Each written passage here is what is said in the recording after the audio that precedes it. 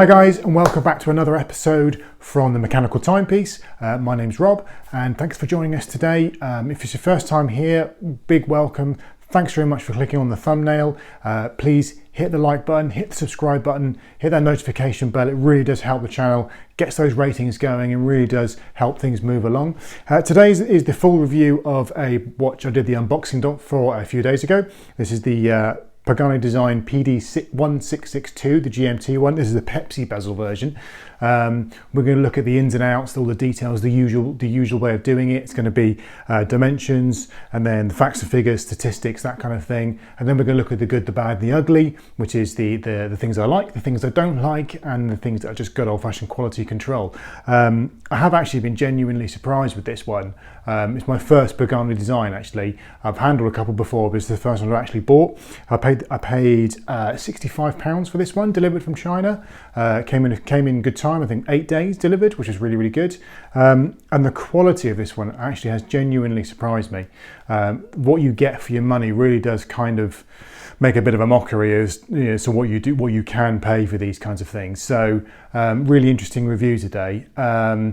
I am now an affiliate with AliExpress, so if you do like the review and want to get your hands on one of these, and I do recommend that you do, have a look in the link below. The affiliate link is there. Doesn't cost you any more money, but AliExpress give me a little tiny bit of commission on every sale that goes through, and it really does go to help to fund the next lot of watches that we're going to be reviewing. So I hope you like the review today. Any questions, please leave them in the comment below. Remember to hit that like button, and I hope you enjoy it.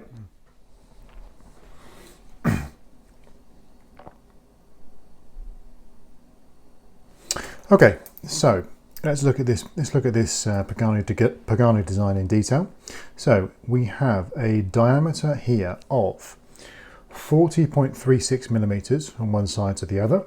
If you include the crown, it goes to 44.76. Lug to lug, we have a 47.83 millimeters depth, 12.76 millimeters, with the ever so slightly protruding strap ends at 49.22. The bracelet tapers from 20 down to 15.5 here, back up to 18 at the clasp, and sized up for me on my 7 and a bit inch wrist. We have a weight of 135 grams. You can see it there on the wrist. So the case and bracelet is all 316L stainless steel. We have polished sides, excuse the fingerprints, polished sides on this particular case, with brushed tops, polished there, polished around the crown guards, brushed around the side there again. We have a 120 click unidirectional bezel with the aluminium insert.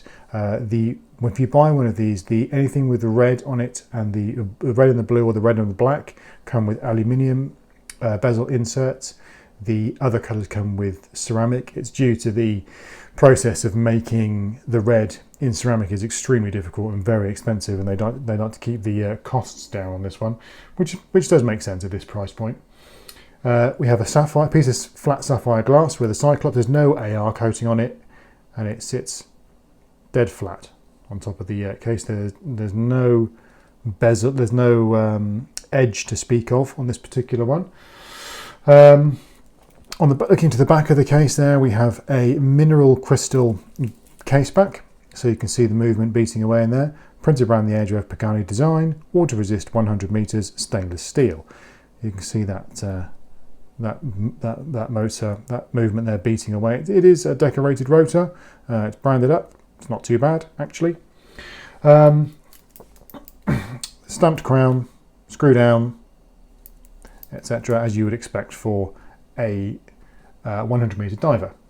The dial itself is going to get nice and close to the dial there. Excuse the reflections. The dial there is a sort of a flat black dial with triangle at 12, button at 3, and button at 9 and 6, and a date convocation at 3 o'clock. Everywhere else is round indices. There is some loom on this one. We'll have a look at that in a second. It's going to give you an audio of the bezel, the GMT bezel there. Ready? I will say that this bezel is pretty good. There's a good amount of resistance to it. It lines up very nicely, and there's no backplay in this one at all, not a peep, which is quite big because I've heard some horror stories from the Pagani watches, and this one is pretty good. We have a logo clasp, as I've already called out. There is one criticism which I'll come on to in a minute. We'll see if you can spot that as we go through. So looking at the strap, this is the Jubilee one. It's screw pins at either end. Has a diver's extension at the clasp, which we'll come on to in a second. One thing I would say on this particular strap is that I had to take out 3 links to get it onto my 7-inch wrist. If you had much smaller than a 6 3/4, I think you would struggle to get this one to fit you. With a diver's extension, you do have to give it a bit of a prod, but it does come out. You can see that one just there. That one folds back in. Three bits of levels of micro adjustment inside that clasp, and then it's a fold over. It's a proper milled clasp, this one. It does look suspiciously similar to the one that was on a Chronos watch I've also done a review of. This one's logoed up, which is a nice touch. The one on the Chronos was not, but the clasp looks suspiciously similar to me.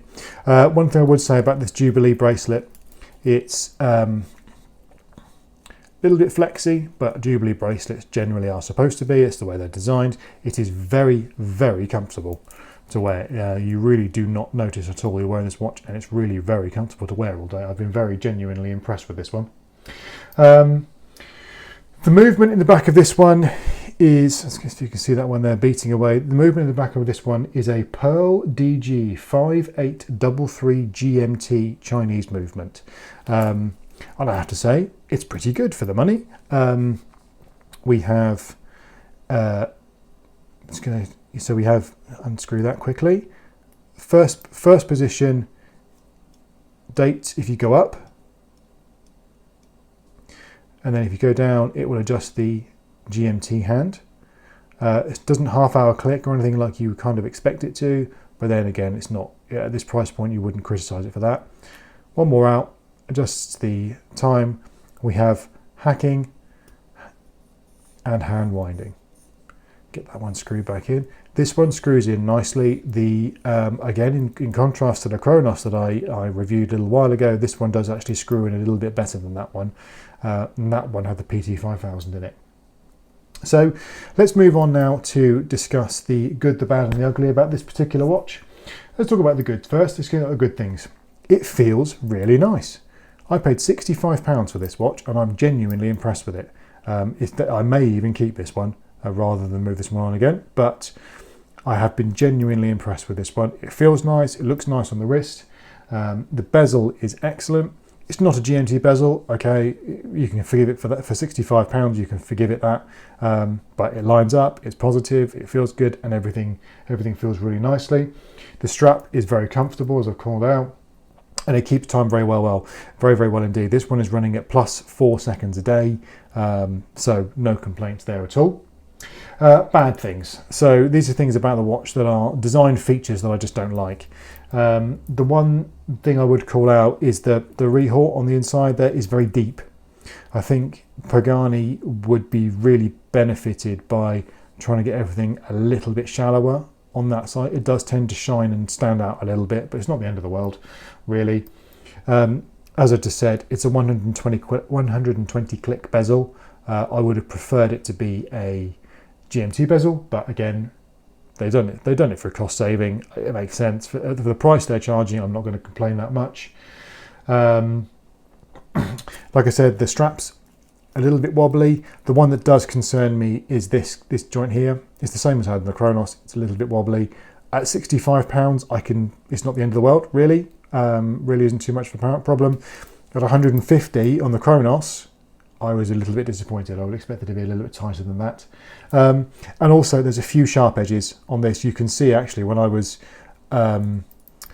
moving some bits about in the house a couple of days ago, I caught my hand on the corner of the watch, and you see this scratch just here on my hand? This was caused by the case on this.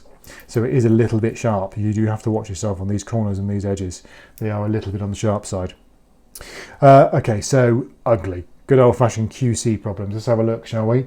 Has anybody spotted the major QC problem with this? I'll give you one more second to have a look at it. No, okay, the Cyclops does not line up with the date window. It's too far over to the right. So here, this Cyclops is too far over this way. It needs to go in a little bit. It's pretty central, height-wise, but it needs to go to the left. So that's one criticism I got of it. If you look very closely at some of the numbers, particularly the 16 on the bezel, you can see a little mark inside the 6. One or two of them have little marks in them. It's not the end of the world, but, you know, it is there, so I'll call it out. And also, one last criticism I have, and I don't know whether it's my eyes or there is a problem there or not, the triangle at 12 doesn't look straight to me. I'm not 100% sure on this one, but to me it feels like it's out by a little bit. Not sure if that's anything really to worry about, but just to my eyes it looks like it might be out. But other than that, I really don't have any other QC issues with this one.